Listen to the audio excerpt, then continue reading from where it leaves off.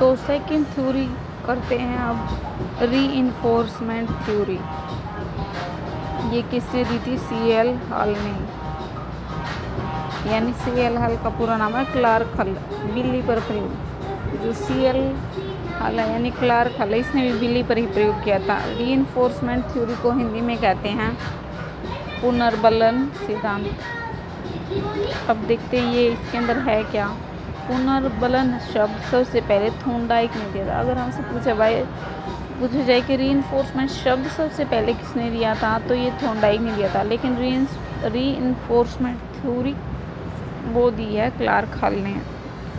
Thorndike क्या कहता है? थॉर्नडाइक कहता है कि किसी कार्य को सीखने के लिए अभ्यास करेंगे और सीखने को बेस्ट बनाने के लिए रीइंफोर्समेंट, यानी थॉर्नडाइक ने हमने पीछे किया था कि इस थॉर्नडाइक ने ट्रायल एंड एरर मेथड दिया है, यानी कि प्रयास करो सीखते रहो।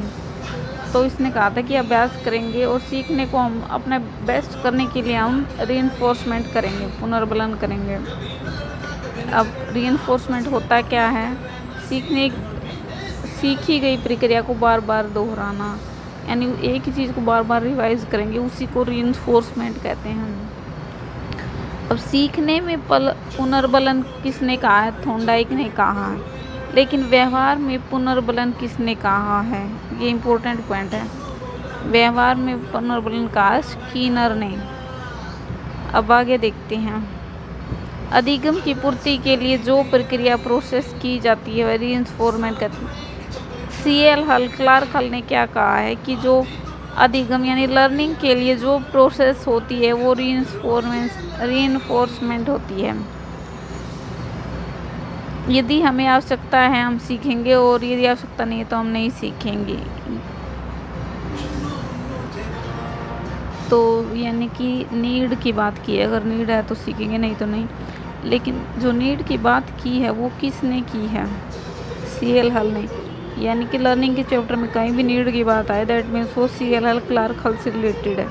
सो ये हमारी थी रीइंफोर्समेंट थ्योरी, जिसको सी.एल. हॉल ने दिया। लेकिन रीइंफोर्समेंट शब्द का प्रयोग सबसे पहले थॉर्नडाइक ने किया है, और सीखने में रीइंफोर्समेंट थॉर्नडाइक ने, और व्यवहार में रीइंफोर्समेंट आए तो क्लार्क हॉल ने, नीड की बात आए तो क्लार्क हॉल।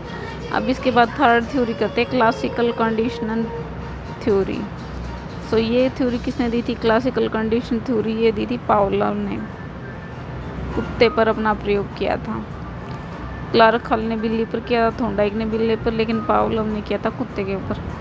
अब ये थ्योरी है क्या? आदत निर्माण में अधिगम सिद्धांत का कौन सा, यानी हैबिट फॉर्मेशन में जो क्या काम आता है वो हैबिट फॉर्मेशन में आता है क्लासिकल कंडीशनल थ्योरी। क्योंकि इसमें कुत्ता खाने को देखकर लाल टपकाना शुरू कर देता है और उसकी आदत पड़ जाती है जब घंटी मिलेगी, जब खाना मिलेगा। इसके अंदर यानी कि जो पावलोव है उसने कुत्ते पर एक्सपेरिमेंट किया था कि जब बेल देख वहाँ,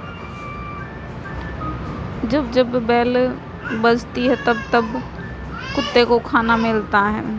तो इससे कुत्ते को एक हैबिट फॉर्मेशन होगी, बेल लगने से ही वो उसकी लार टपकने लग जाती है। अब आगे क्या है? पावलोव की थ्योरी किस में है? आदत निर्माण में, हैबिट फॉर्मेशन में, भ्रम को दूर करने में भी ये सिद्धांत कार्य करता है। भाषा का विकास, गणित का विकास, इन सब में क्या है? Classical conditional theory. ये याद रखना हमें। भाषा और गणित, अब क्वेश्चन ये है कि भाषा और गणित सीखने में ट्रायल एंड मेथड होता है, लेकिन भाषा और गणित के विकास में क्या होता है? Classical condition.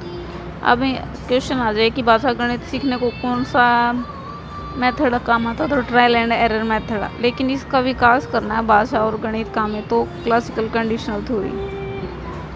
बच्चे के चरित्र का निर्माण करना, तो भी क्लासिकल कंडीशनल थ्योरी। यदि किसी बच्चे में गलत आदतें हैं तो उन्हें बदलना है, वो किसके अंदर आता है? क्लासिकल कंडीशन थ्योरी के अंदर। अब स्टिमुलस क्या होता है? स्टिमुलस क्या होता है? स्टिमुलस को हिंदी में कहते हैं उद्दीपक। कोई भी चीज़ जो आपको काम करने के लिए प्रोत्साहित करे, मोटिवेट करे, वो होता है स्टिमुलस। तो इस सिद्धांत में घंटी की आवाज़ है एक स्टिमुलस का कार्य, क्योंकि जो है डॉगी को पता चल रहा है कि उसको भोजन मिलने वाला है, तो वो एक मोटिवेशन का काम कर रही है। खाना है, खाना क्या था डॉगी के लिए? Natural stimulus. और लार का टपकना क्या था? उसका रिस्पॉन्स था। सो ये हमारा था क्लासिकल कंडीशनल थ्योरी।